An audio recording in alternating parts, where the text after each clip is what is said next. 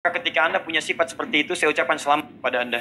Karena Anda sedang dicintai Allah Subhanahu wa Ta'ala.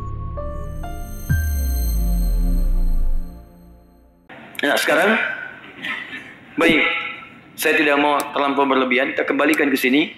Jadi, bagaimana sekarang menyempurnakan wudhu itu untuk sholat. Yang kedua, teman-teman, Anda ketika melakukan perbuatan seperti itu dicintai oleh Allah, diampuni dosa. Selain tobat apa? Selain tobat menjaga wudhu.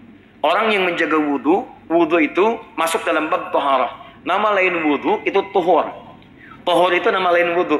Karena wudhu itu fungsinya membersihkan luar, membersihkan dalam. Makanya disebut tuhur. Menggabungkan bersih luar dengan bersih dalam. Bersih luar disebut dengan nazafah. Orangnya nazif. Bersih dalam disebut dengan husnun. Baik, ketika husnun dengan nazafah digabungkan menjadi wudhu namanya. Dibersih luarnya, bersih dalamnya. Babnya disebut dengan tuhurun. Pembahasannya disebut dengan toharah. Makanya kalau Anda buka kitab fikih pembahasan taharah itu dimulai dengan wudhu. Jenis-jenis air yang digunakan wudhu apa saja? Ya, air tahir mutahhir, air tahir ghair mutahhir, air musyammas, air musta'mal dan sebagainya. Pernah dengar itu? Dan tidak ada air yang diobok-obok, airnya diobok-obok itu tidak ada. Ya kan?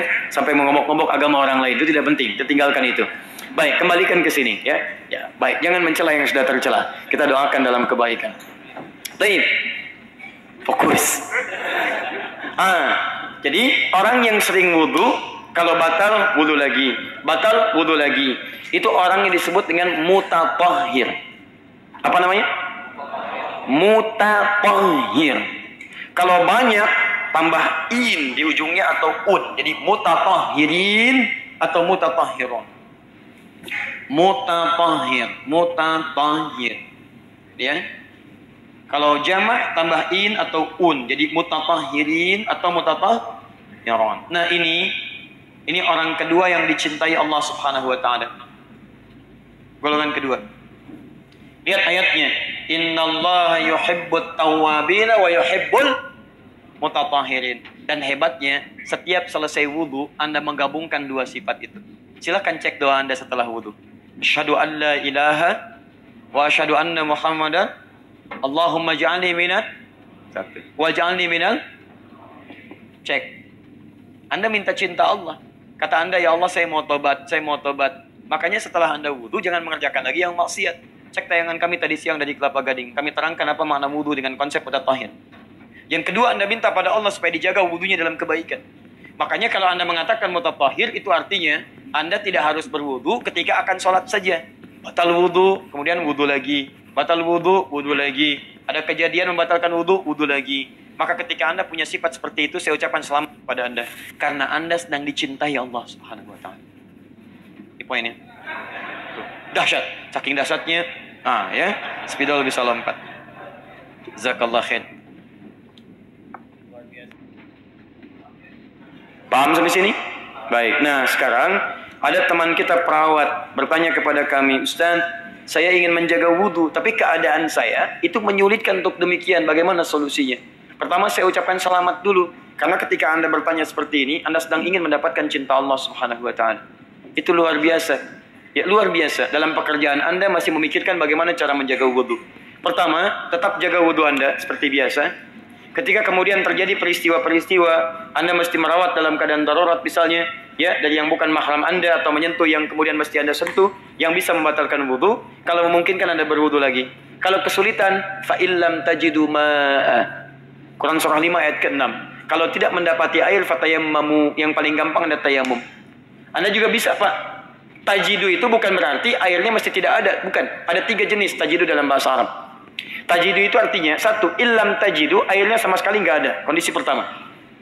Dicari air nggak ketemu-ketemu. Mana air nggak ada, mana air nggak ada. Ya, nggak ketemu airnya. Maka yang seperti itu sudah kita ketahui. Bisa tayamum solusinya. 2, airnya ada. Tapi adanya terbatas untuk hajat yang lain. Yang sekiranya kalau tidak ada air bisa bahaya misalnya. Hajat-hajat tertentu. Maka ini tidak boleh dipakai wudhu. Anda silahkan tayamum. Yang ini gunakan untuk hajat yang lain. Hajat darurat yang lain. Jelas ya? Ukuran yang bisa dipakai wudhu itu 4. Kalau cukup bagi yang 4, maka silahkan Anda berwudhu. Tapi kalau nggak cukup bagi yang 4 ini atau ada hajat yang lain, maka tinggalkan ini kemudian Anda tayamum. 4 itu disebutkan di Quran surah 5 ayat ke-6. Pertama wajah, kedua tangan sampai siku, ketiga kepala, kemudian yang keempat kaki sampai kedua mata kaki. Jelas ya? Baik, yang ketiga, airnya ada. Cukup, hajat terpenuhi, bisa dipakai apa saja. Alhamdulillah. Cuma kita tidak bisa menggunakannya. Kenapa? Karena ada kondisi darurat yang tidak mungkin menggunakan itu. Apa diantaranya? Misal, saya sakit. Sakitnya tidak mungkin bagi saya menggunakan air. Kalau kena air bisa bertambah penyakit saya, tambah parah misalnya. Maka yang seperti itu jangan paksakan. Anda cukup berwudu saja. Dengan tayamum. Maaf, tayamum pengganti wudu. Tayamum pengganti wudu. Misal, saya tidak sakit tapi dinginnya luar biasa. Awas hati-hati, kalau kena air ini bahaya. Dingin luar biasa. Di Korea kemarin kami dari sana itu minus 4 derajat. Kadang sampai minus 10 derajat. Bahkan pernah kejadian di zaman Nabi, malam mimpi. Mimpinya berhubungan seksual. Ya, mengharuskan dia mandi. Tapi suasananya dingin. Temannya yang belum tahu hukum, Masya Allah, ikut berfatwa. Kamu harus mandi. Mandi dia. Begitu mandi, meninggal. Betul. Diadukan pada Nabi, dimarahi orang ini. Kamu telah bunuh sahabat kamu. Maksud kalimat itu, kamu kalau nggak tahu, kamu jangan memberikan fatwa. Makanya teman-teman, kalau antum belum tahu hukum, jangan banyak komentar masalah hukum. Bahaya antum. Apalagi menilai orang dengan penilaian yang luar biasa. Sesat, kafir, macam-macam. Itu luar biasa, itu jahatnya. Maksud jahat itu artinya, kalimat itu akan mencari pemiliknya. Kalau nggak ditemukan di dunia, dia naik ke langit. Kalau tidak ditemukan di langit, akan balik kepada yang mengucapkannya. Makanya hati-hati. Hati-hati, termasuk memberikan fatwa-fatwa yang kita tidak tahu. Awas, hati-hati betul ya. Nah sekarang, situasi itu dialami yang semacam ini. Saya kalau seperti itu, mesti batal lagi. Mesti batal lagi. Dan kemungkinan akan menyulitkan bagian pekerjaan saya. Bagaimana caranya? Anda bisa tayamum. Selesai, tayamum. Ya. Kemudian beri contoh pada teman-teman Anda yang lain. Mungkin belum paham. Coba lihat tuh, coba lihat. Gosok-gosok ke tembok, ya kan, dan sebagainya. Baik, kenapa sih? Iya ya, sedang aneh dia. Baik. Begitu seperti itu datang kawannya, kamu kenapa? Tangannya bermasalah ya? Bukan, tapi saya ingin mencoba dicintai Allah Subhanahu wa taala. Saya sedang tayamum. Tayamum itu siapa? Tetangga kamu? Wah, Masya Allah gitu ya. Itu berarti dia belum tahu tentang agama kita, belum tahu. Ya, saya pernah praktekkan di rumah sakit. Ya, waktu saya sedang sakit luar biasa. Kemudian coba kita tayamum, susternya langsung pada bingung tuh, dia di belakang, karena di situ mungkin dia belum paham. Itu kenapa katanya pasiennya? Apa ada masalah tiba-tiba nempelkan ke tembok? Dijelaskan sedang tayamum, menjadi syiar untuk mereka. Alhamdulillah. Ya, begitu saya sakit lagi, saya bilang sama istri saya nggak mau dirawat di rumah sakit.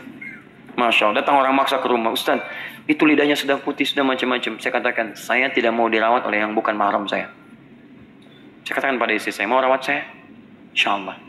Baik, Bu yang mau ke rumah sakit atau di rumah saya rawat di rumah. Bismillah. Saya minta kepada Allah, saya mohon ya Rabb, saya tidak ingin merepotkan orang lain. Ya Allah, saya tidak mau disentuh oleh yang bukan mahram saya.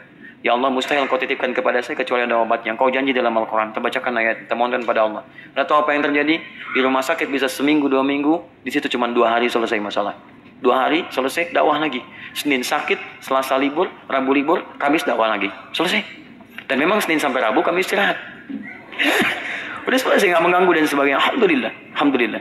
Ya, kembali ke sini. Jadi silahkan Anda bertayamum. Kalau tidak memungkinkan, maka niatkan untuk itu. Maka insya Allah Anda mendapatkan rahmat Allah Subhanahu wa Ta'ala.